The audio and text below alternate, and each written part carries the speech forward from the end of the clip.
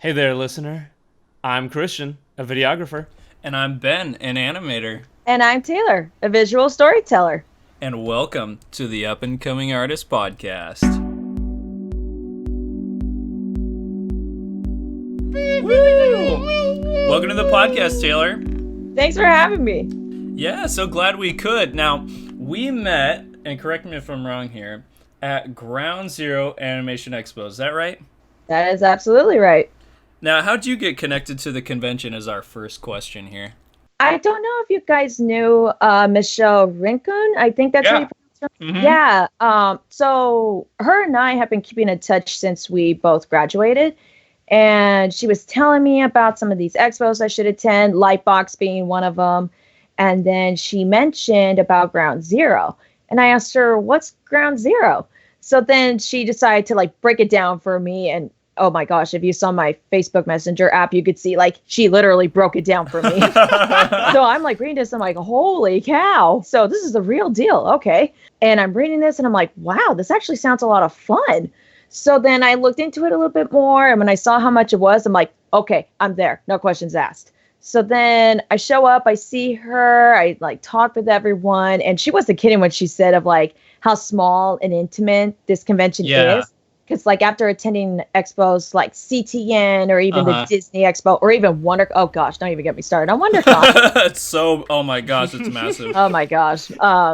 So going to this one, I felt was a lot better because I was able to connect with people more. There wasn't that pressure of you need to hurry up because the next script needs to come over. Mm-hmm. So I had a lot of fun there. And that's exactly why I was asking about it, is because it is a small event, and that's good, but it's totally worthy of so many people coming there because it's run great by Eva, who we've had on the podcast before, and it's got great tablers like Michelle Rincon, who you mentioned was tabling there at the event with some great art. So that's awesome.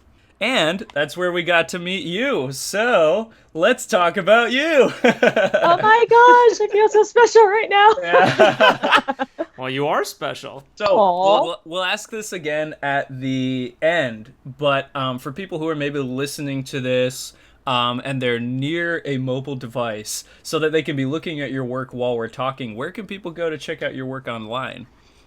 So far, the most popular place to check out my work is Instagram. I'm tay.sum.art.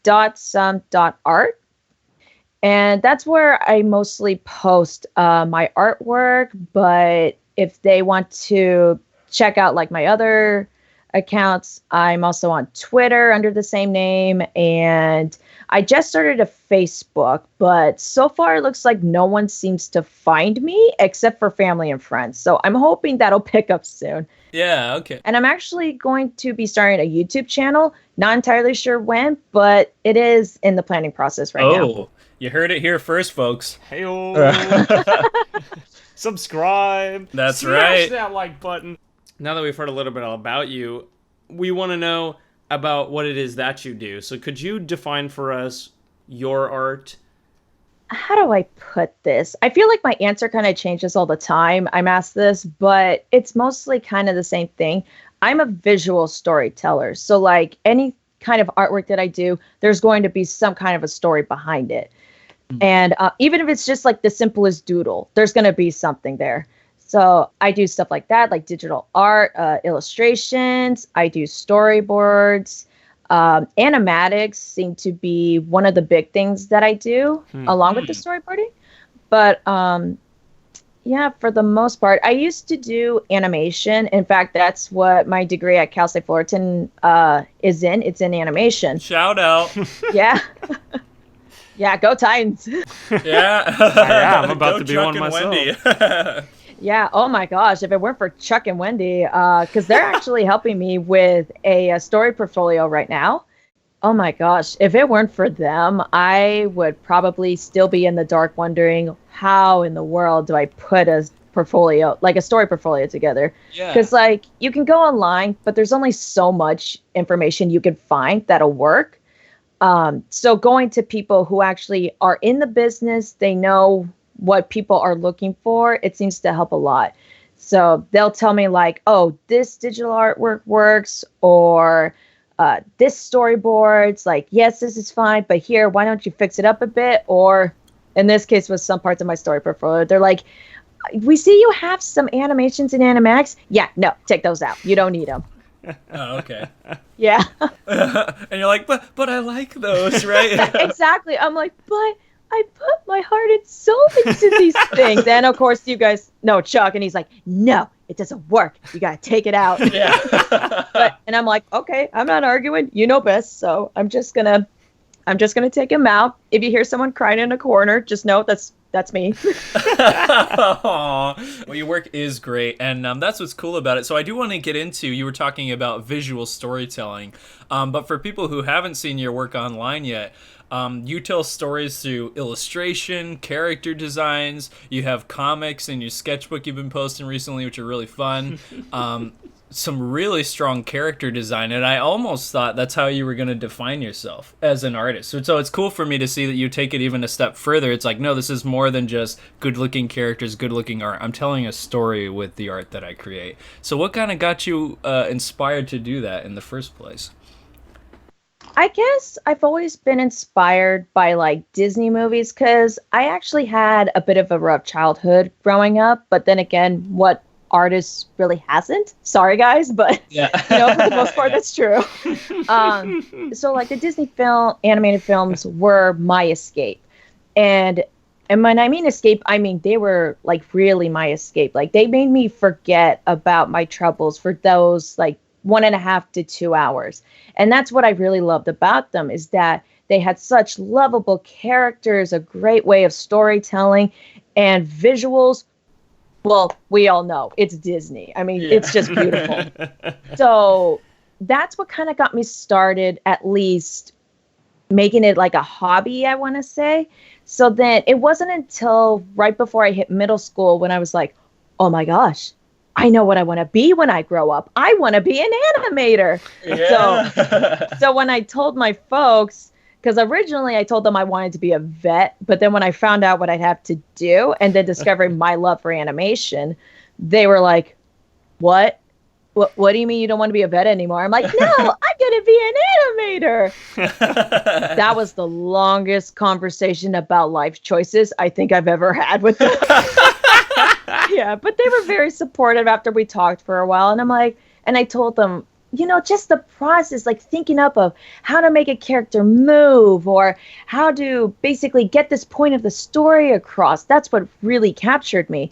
So they're like, okay, we'll let you get your degree in animation or whatever it is you want to do. Just, have a backup in case it doesn't work. Well, I'm still working on that backup plan, but I think everybody is working on their A and B plans all the time. Because originally I was thinking, I'm like, oh, maybe I could be a teacher. Like maybe I could teach art.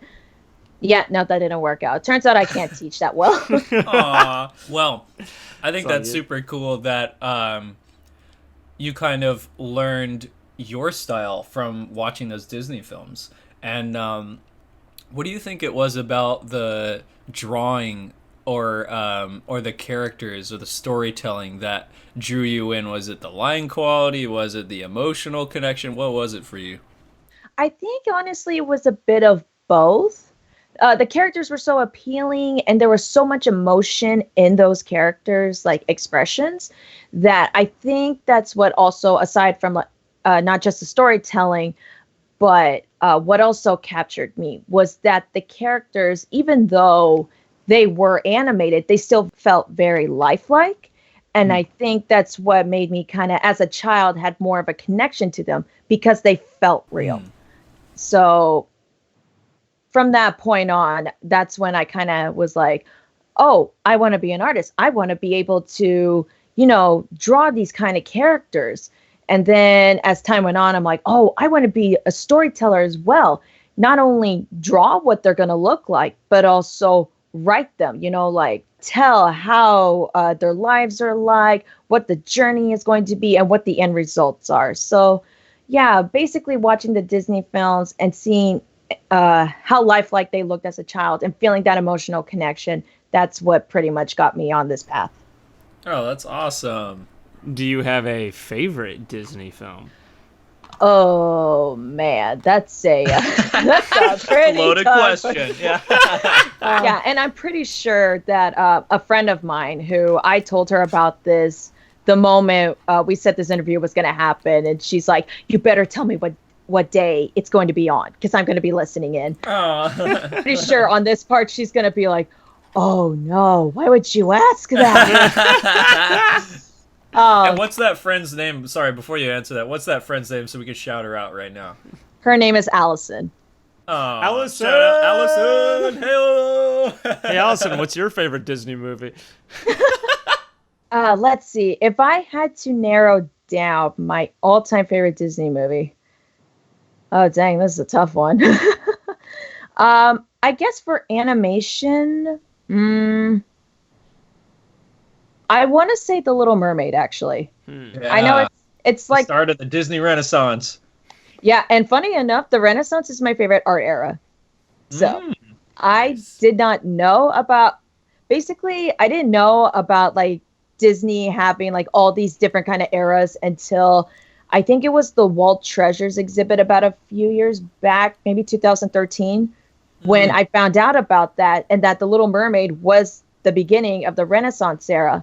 And I was just like, oh my gosh, I love this movie and I love the Renaissance. What a coincidence. And your two worlds came together in that moment. And that's when Mind Blown first started for me. Boom. Well, that's super cool. So, What about wait, Ben? Go ahead. What's your favorite Disney movie? What, me? Yeah. Oh, that's too hard. Welcome to my world. Insert part of your world joke here. Do you have one off the tip of your tongue there, Christian? That's probably got to be Mulan. Oh, that was awesome. Oh, yeah. I love the storytelling in that movie so much. I just think it's a really tight script, really clean everything. I just think it's a masterpiece. Oh, yeah, definitely. I think for me, oh, man, visually, it's definitely Sleeping Beauty with that Ivan Earl. That's a gorgeous looking movie.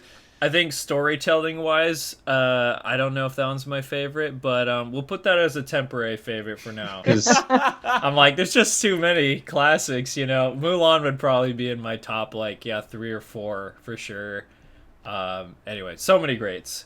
Who could forget about Emperor's New Groove? I mean, come on. Oh my gosh. Actually, I used to have a mentor from Disney, and he worked on that movie. He's the guy who made Yzma.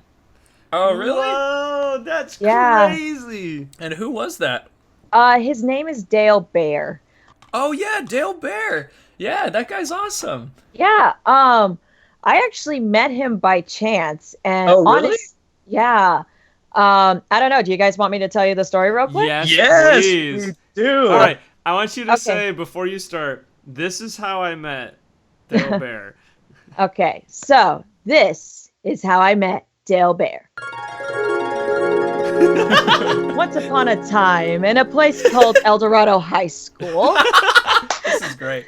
I was given the usual senior assignment of trying to find someone to job shadow. So I looked everywhere for someone in the animation industry, but could not find anyone. Right. But then my animation teacher let my class and I know that she was able to score tickets. And to this day, I still don't know how, but she was able to get tickets to go see The Princess and the Frog before it ever premiered in theaters on the Walt Disney Studios lot. Oh my gosh, what a treasure. I know. So, of course, I had to sign up. I'm like, who could say no? So I'm there. We're watching the movie. And I loved it. I'm like, this reminded me of like the old 2D hand-drawn classics, and it still had that Disney magic to it. So I loved it. And it turned out Dale worked on that movie too. He did the Firefly Ray and the Frog Hunters. Oh, yeah.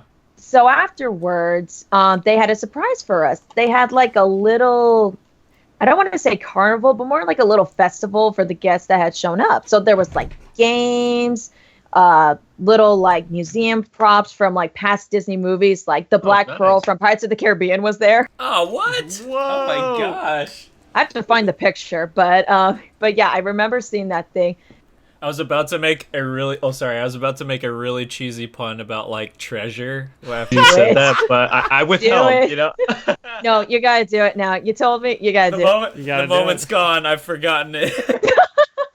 So then it turned out they had a special area where you can go and meet one of the Disney animators, and he would teach you to draw one of the characters from the movie. And that's where Dale was. And he was teaching everyone how to draw Ray the Firefly. So I'm sitting there and I'm holding my paper of the information for the senior job shadowing. I'm like pressing it up to my chest. And I'm just like, you guys, that is an actual Disney animator. Like, you know how some people they get into like pure fan mode when they see like a movie star or musician. Yeah, no. I was like that with a Disney animator. Yeah, that's awesome. That's when you know your heart is the purest of all. Yeah. But that's how I always am. I mean, if I were to see like a regular movie star, I'd just be like, oh, that's kind of cool. But if I see like an artist that I know, I'm just gonna be like, oh my word, it's them! It's actually them! Yeah. Am I dreaming? So then he was all done, and in fact, he was just kind of sitting up at his little podium, and I think he was trying to prep for the next group of people that were going to come in. And and again, still, I got the paper pressed up to my chest, and I'm like, okay, guys, I'm gonna go ask him if I can job shadow him. I can do this.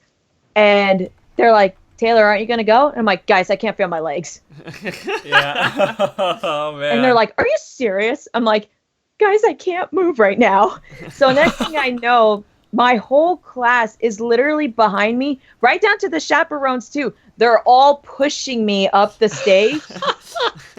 And then poor Dale, I don't even want to know what he was thinking, like seeing a group of these people pushing me up the way and right up to where he was. And I'm just like, hi. But eventually, I was able to spit out what I wanted to say. Nice. That's awesome. And then at first he's like, honestly, I don't know. We used to do stuff like this, but we stopped. So let me talk with my boss first, and then I'll let you know. And he gave me a piece of paper. He's like, write down your information. So I gave him my number. I gave him my email. Basically, there's no way he couldn't contact me. Yeah. Yeah. And then I want to say somewhere around a week later, I get a phone call saying that the boss, basically his boss, had approved of me job shadowing him. Oh, and man. we have been in contact ever since. Oh man, that's so cool. What was it like to get that moment when you realized, whoa, I'm going in? I was actually half awake when it happened because the call came in, I think at like 6 a.m. So my mom actually had woken me up. She's like, Taylor, you never guess what happened. So here's me like half awake. I'm like, what happened? Huh? And then she tells me that, yes, the boss did approve and that I'm going in. So, of course, it's like one of those, like, ... light bulb. Yeah. I'm waking up. So then, how do you go to sleep after that? Yeah, I know. As soon as that light bulb turned on, I'm like, oh my word, I'm in! I know he did Adult Simba and Lion King. So, yeah, we could thank Dale for Simba. He did all of the Winnie the Pooh movies. Let's see, what else? I mentioned Princess and the Frog. I know he actually started Elsa's designs for Frozen, but that was before they changed the plot. I guess originally Elsa was going to be a villain, so that's what he designed. Elsa. Wow. So he designed villain Elsa, who was actually going to be voiced by Bette Midler, he was telling me. Oh, man, that would have been cool. Totally different, but cool. Yeah, so when the whole story changed, that's when they got the other guy, Wayne Unton. They got him to design Elsa's look. Gotcha. Right. But I know Dale is still mentioned, and I believe if you go to, like, at California Adventure, they have like that little animation building. Yeah. Yeah, is actually my second home. Every time I go to that park, I have to go there. It's like I cannot leave until I hit that spot. But you know how like on the video screens they show like concept art, scenes from the movie, storyboards. Yeah, definitely. You can actually catch a couple of Dale's designs up there. Oh, cool. And they play like every like 5 minutes, so you could see that thing like, I don't know how many times a day, like 100, you know? Yeah, seriously. I happened to be there one day. So I walked in, I'm sitting down, I'm watching like the videos and listening to the songs. And yes, of course, being the Disney fan that I am, I'm singing along too. And then Frozen comes up and they show, you know, like I said, the concept art and everything. And I'm like, hold up. And I'm actually pointing to the screen. I'm like, hold up. I know that drawing. I've seen that drawing. And that's when it clicked. And I'm like, oh my gosh, that's Dale's art. That's the original look for Elsa. Whoa, and that's then so cool. And then it changed over. I'm like, hey, it doesn't matter if you changed over. I know where that's from. I know who made that. I'll sit here for the next 5 minutes until it comes up again. Yes, and I will announce it to everybody and be basically like Buddy from Elf. I know him. Yeah. Well, that's So, awesome. You worked, and again, not worked, but you did a job shadowing there. From that, I'm sure that must have been a huge inspiration for you to want to pursue this as a career, because like that's freaking cool. So as far as you personally, what kind of projects have you worked on in your art career? Mostly storyboards. Ever since I discovered that love for it. Sorry, Dale, I know you taught me everything about animation, and it still sticks with me. I mean, it's still with me. But I found out about storyboarding, and I'm like, I'm gonna make this little shift. But yeah, for the most part, for projects, I started doing storyboards, and then I discovered animatics, and that's actually where I found my knack for editing, and that I was pretty good at it too. So actually at Cal State Fullerton, it was Wendy's class. I think it was for animation pre-production. The first time I took it, we were on the part where we had to turn our storyboards into the animatics, and I just whipped mine out like that. And next thing I know, classmates are asking me, they're like, how did you do that? I'm like, I don't know. I mean, it's kind of obvious to me. It just came so natural. You're like, I know Dale Baer. Did I mention that? No. Oh yeah. Not to toot my own horn, but I know this guy at Disney, and he showed me the ropes. So. Yeah. Show me the original Elsa. No, I'm just kidding. Well, actually, and I do want to keep going with that.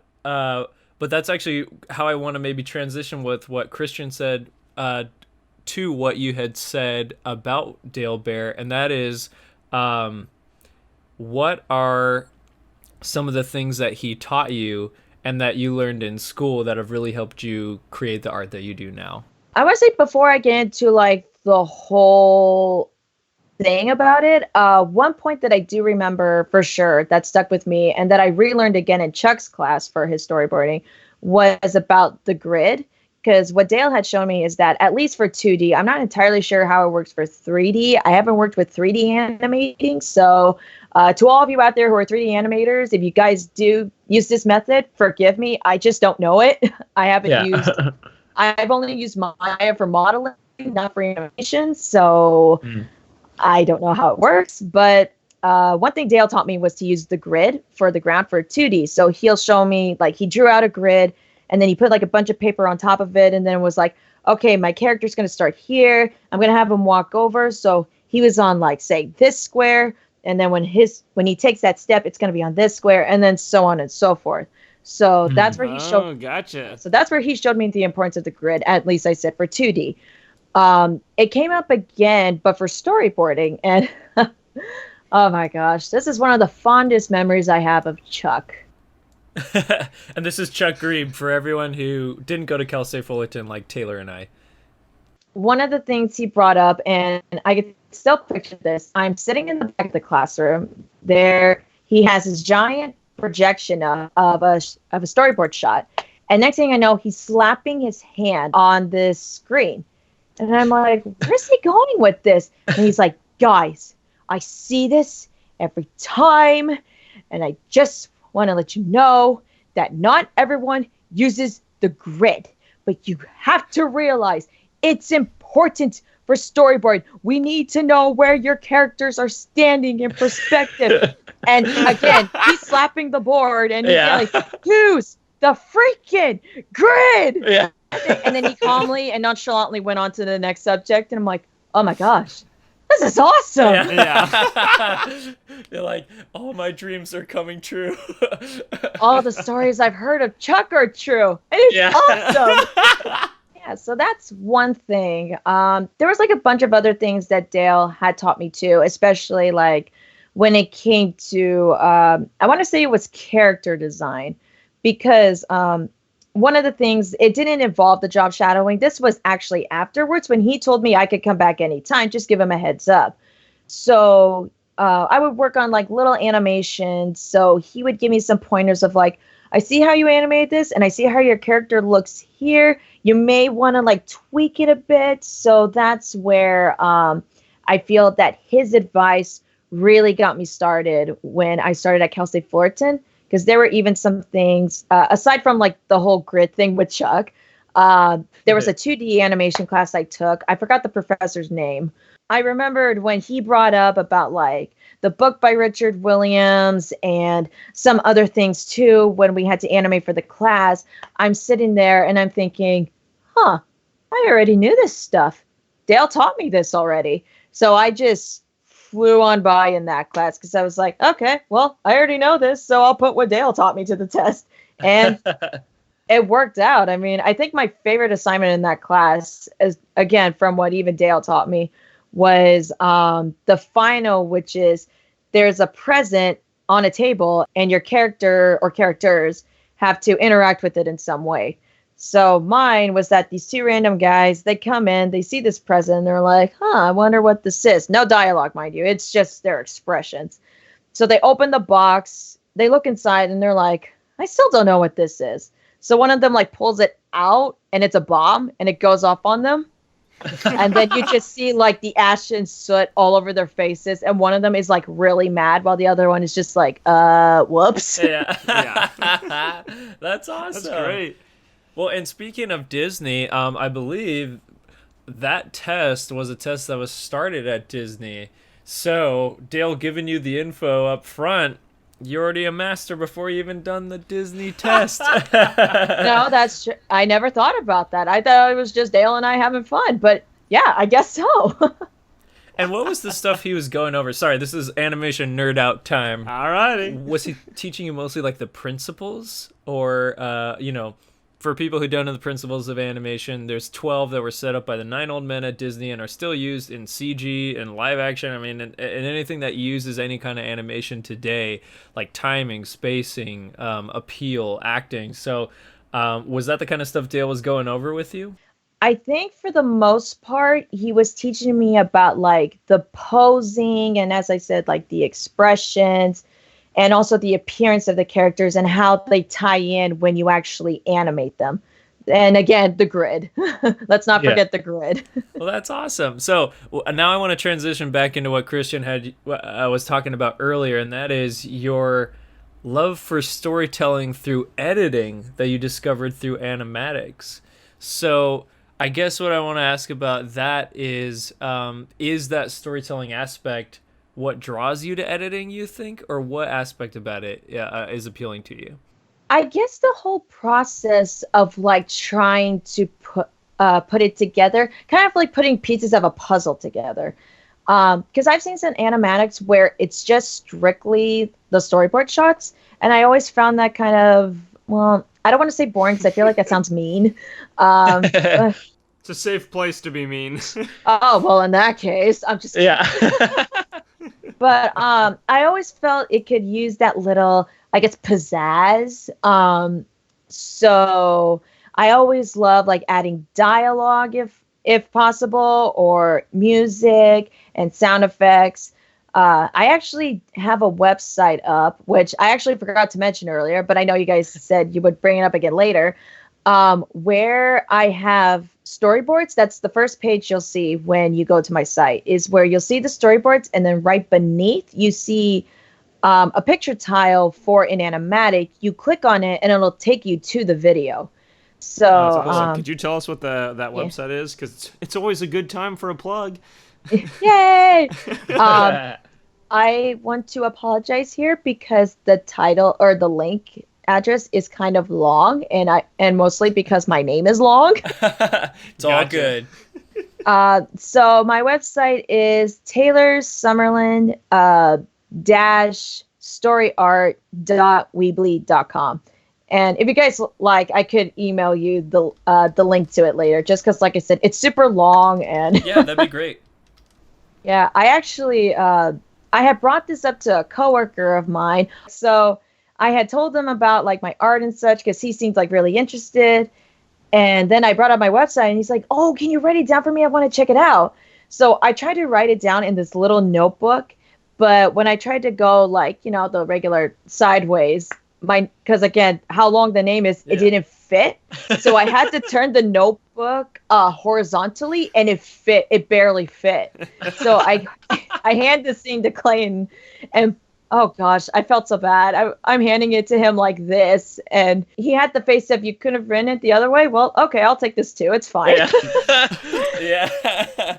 Well, now that you were influenced by Disney, you were taught by Baer, you went to school and learned these things. What are some like key things you've learned about character design that have really like helped you grow the art on your Instagram? One of the things that I was taught, and I actually found this out from Phil Demetriadis over at Fullerton College, but it didn't kind of click until I started studying other artists, is that one thing for character design is that the eyes, though art teachers always say this, eyes are not in the middle of your face. One thing I learned is that for guys, for the most part, smaller top of the heads and a longer bottom half.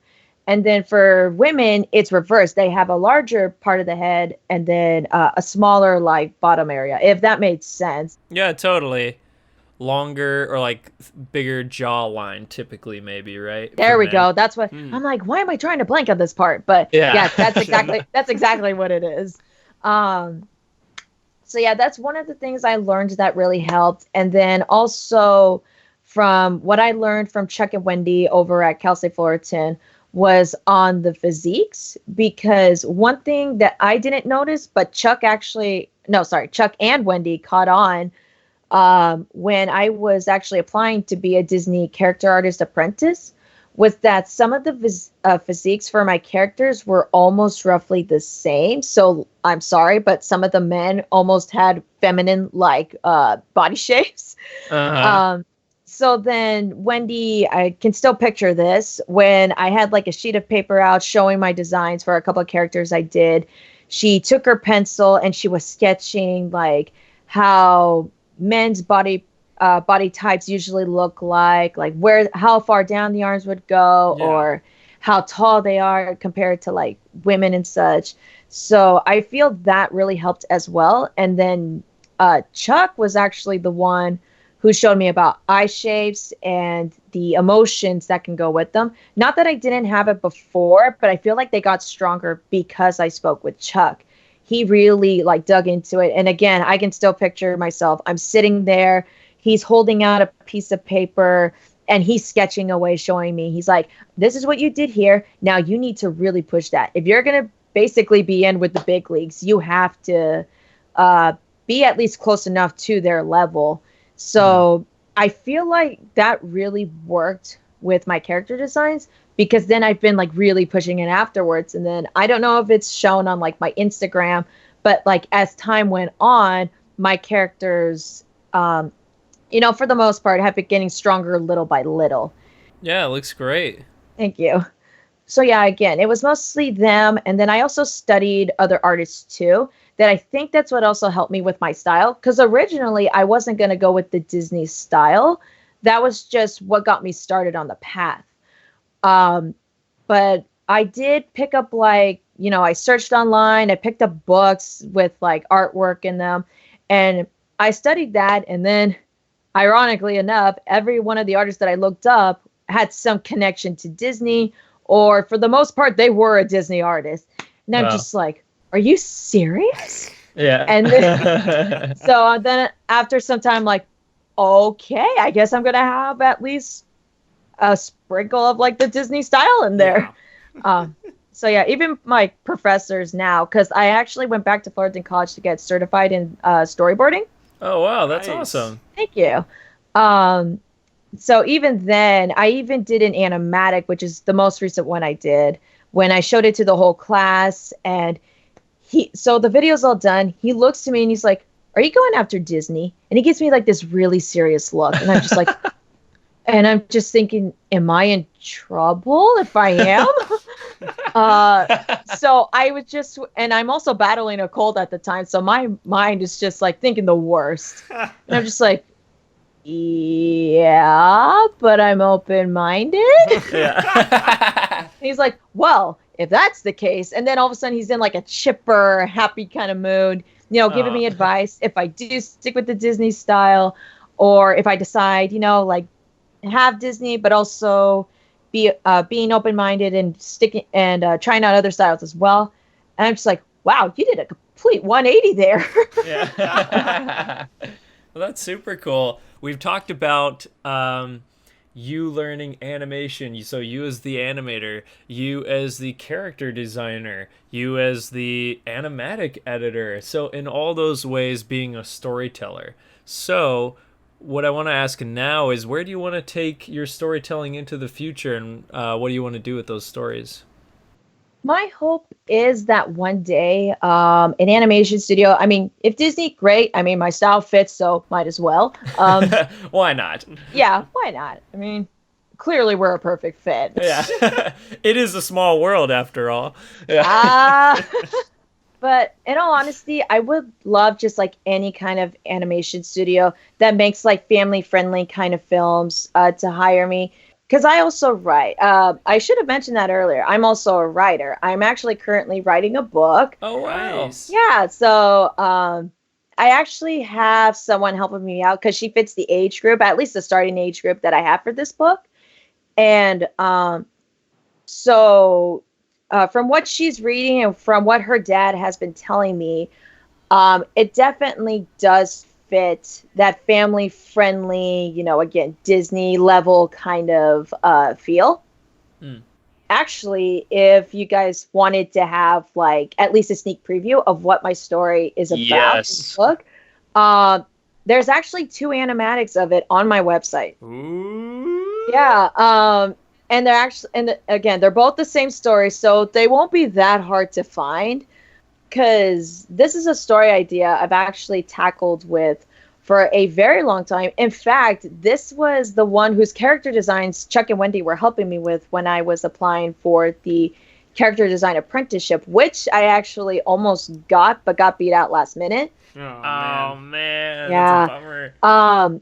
So I've been working with this story for a really long time. And it was one of those where I didn't want to start writing until I found, that perfect version of it, when I finally had that good grip. And I'm like, okay, I can get started and just take it from there. So when I finally found one, I then heard about my mom's coworker, whose daughter, again, who fit the age range. She is an avid reader, like, holy cow, you cannot get a book away from this girl. When she heard about the kind of story I was writing, she was like, oh, can I read it? Can I read it? I'm like, yes, you can. And it helps also because if something is off, at least I have an avid reader who could, help me fix up, the sloppy areas. Yeah, definitely. So far it's been working out pretty good. I even told her, I'm like, hey, if you want a sneak preview of what's to come in the story, just head over to my website, check out this animatic, and you'll get the little preview. And from what I heard, she said she really loved it, and that apparently she loves my way of storytelling, and that made me feel good and really wants me to, to keep going, to write stories, whether it's to actually write them out or to draw them out or do them in animatics or storyboarding. Just, I love the process. I love it all. And I just, for future projects or where I want to end up, I really hope that no matter what I'm doing, I am telling a story. Wow, that's awesome. Yeah. It's super inspiring to hear someone who's that confident and who kind of knows who they are and what they want. And that's great. So for those people listening, is there any advice that you would give them based on your experiences to help them kind of, if they're interested in doing something similar to what you're doing? Yeah. And you also mentioned about confidence earlier. I will point out that at one point I actually wasn't this confident. I was in a pretty dark area at one point because I felt I couldn't get anyone to like my work. I couldn't, really capture people's attention, or even if I did capture them, I couldn't keep them in it. So, again, I was in a dark spot and I almost gave up. So for those of you out there, if you almost gave up or you're almost giving up, don't. One of the things that helped, besides, the reassurance from my family and friends when they look at my work and say, you know what, it doesn't matter if the whole world loves you. If you can at least capture the attention of some people and who really want to see more of it, then just stick with it. Don't. And again, I'm pretty sure every artist has heard this, but it's true. Do not compare yourself to others. And that's one of the problems that I had, and why I ended up in that dark spot was because I kept comparing to myself to, all these Disney artists, all the artists that I follow on Instagram. And by the way, not all of the artists that I like are from Disney. I'm not stereotyping. I do have favorites outside of that. So, even I can never say her name for the life of me, but you mentioned. But I even compared myself to her for a while, because I bought her book Coral, and that's where I also kind of got the idea on how to paint my artworks digitally, because I had a very different kind of painting style before, but they didn't click as well. So I started looking elsewhere. When I saw her book and saw her process, I was like, okay, I'm going to give it a shot. And along the way, I found my method. But posting them on Instagram and seeing that not everyone was liking them, but yet you see her page or others, and you just see they're just getting like upon like upon like and upon like. And again, it kind of put me in that kind of spot where I'm not at that level. Am I ever going to be at that level? Should I just quit now? But this, I guess, encounter is what solidified my confidence and was like, okay, I'm going to stick to it. This is what I love. This is what I'm passionate about. I want to tell stories till the day I die. So and this is what it helped. I was actually at CTN Expo, this past one. So, and I was kind of heartbroken because here I had this giant portfolio of my storyboards, character designs, you name it. I was all ready to go and no one was available. And a friend of mine, it was her first time. So then I told her what was going on and that, I really was disheartened about the whole thing.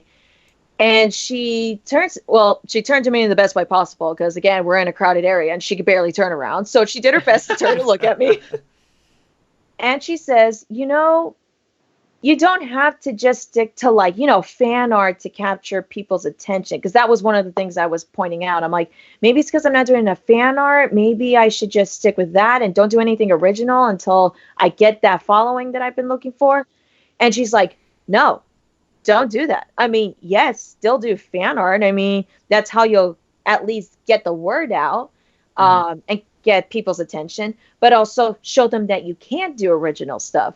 Because if you show that you're just about the fan art, then companies are not going to see that you are a storyteller, that you can come up with your own original ideas, that they're just going to think, oh, you can just work off what we're already giving you. Not if we assign you something, boom, you could come up with something original like that. They're going to think, oh, well, that's just it. So she told me that. And that made me feel a little bit better. And she's like, do not worry if it doesn't happen right away. I mean, for everyone, it probably doesn't happen right away. It probably took them a really long time, to build that following. So she's like, just keep going at it and you'll be okay. So, of course, I took to heart what she said, but there was still that part of me that was just like, I don't know. I mean, should I really just quit it all now? I mean, maybe be like a groupie and follow like all the artists. And then, so then we came to a stop at a booth, and the artist had just left. So then again, and I'm thinking about this, I look over to see like who the artist was because I was kind of curious, and I see he had a poster out with a cat hanging like on the branch with a bird yelling at it, and in big bold letters it says "Hang in there." And I'm like, oh my word, I felt like that was a sign to me to keep going. Yeah. So then I look down, and there's like a stack of these posters, and the artist had left a sign out that says, "Please take one." So of course I take one. Yeah. I'm like, this is my sign. I'm not leaving it behind. And then I know all of you at home who are listening into this, you can't see it, but I know you guys There can. it is. Oh my gosh, it's so good. Yeah, I actually had my Cintiq up like right underneath it, so that way, if I ever fell down, I could just look up at the poster and remember how I felt there. Like that confidence came back when I saw the poster, because there were times where I like prayed for a sign. I'm like, I want a little something to tell me that I am gonna make it, or at least something good will come out of what I'm doing. Like whether it's telling my stories or people seeing my artwork, like something will come out of it. And seeing that poster, I was like, oh my gosh, that was the sign I was asking for. So again, of course, I took it and I ran for the hills with it. I'm like, yes! Yeah. I remember how I felt that day. I remember that confidence booster I got.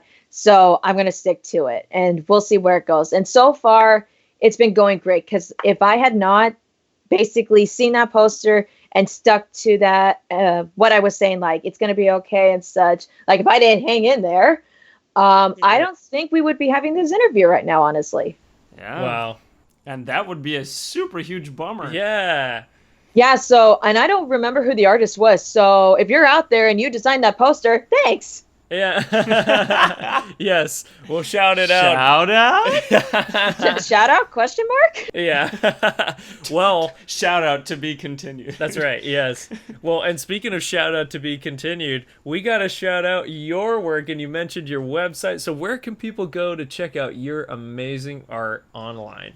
Well, as I mentioned earlier, you can check out my Instagram account, which is tay.sum.art.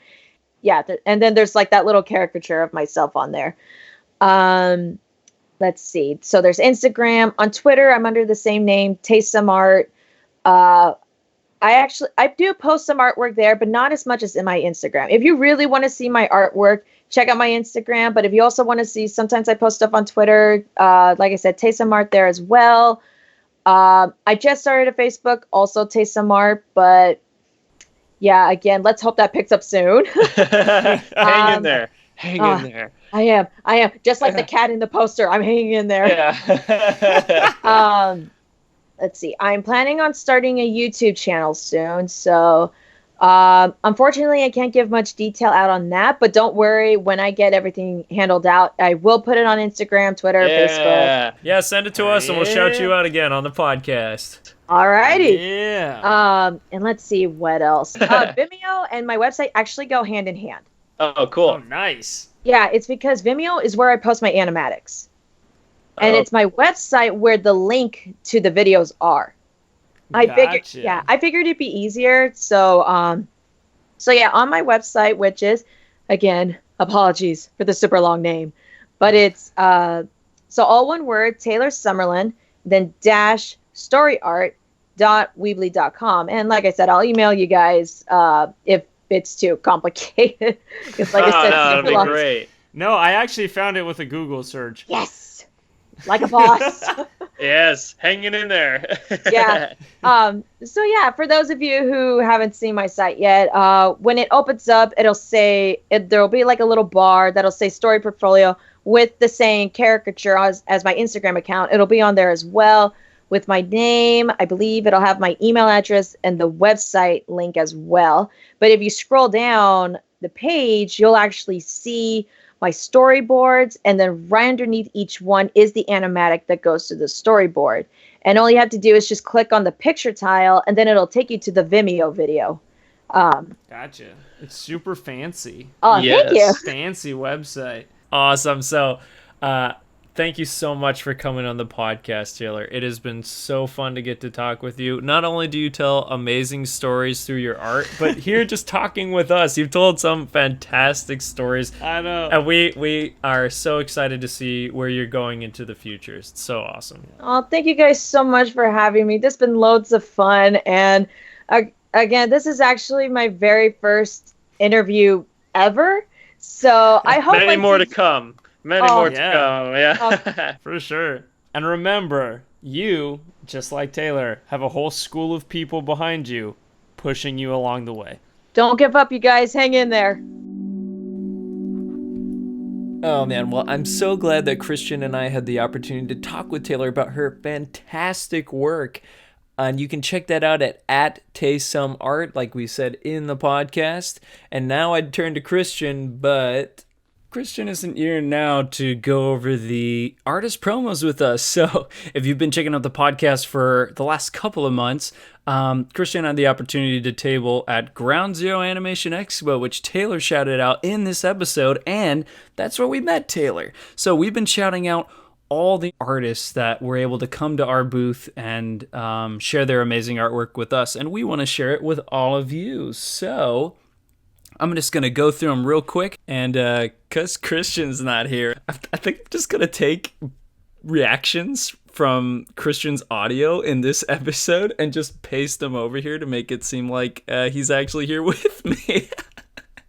Oh, this is going to be fun. If you guys want to check out these artists, pretty much all of them are on Instagram, and that's where I'm going to be shouting them out from. And you can go to our Instagram, Up and Coming Artist Podcast, and see their amazing work there. So we've got at chew.midi for storyboarding. That's my friend Eunice. Hey! We got flower design by at Eva Macias Art. Check it out. Ooh. We've got animation and storyboarding by at Kevin Bell Artist. Animation and character design by at Locked in a Fantasy. That's great. The animation and storyboarding by at Art of Michi. Whoa! Character design by at Doodles by Mac with a K at the end. Illustration at Hey It's Grace 608. Hey-o! Writing and storyboarding at Chance_2nd. Character design at Bell and Rose Art. And audio design by Michael Arn, who doesn't have an Instagram, but check out his work anyway. Yeah. Thanks again for checking out these awesome artists, despite Christian's lack of being here. And thanks again, Taylor, for coming on the podcast. And this is where I turn to Christian to figure out how to end this episode, but he's not here. I'm not lonely.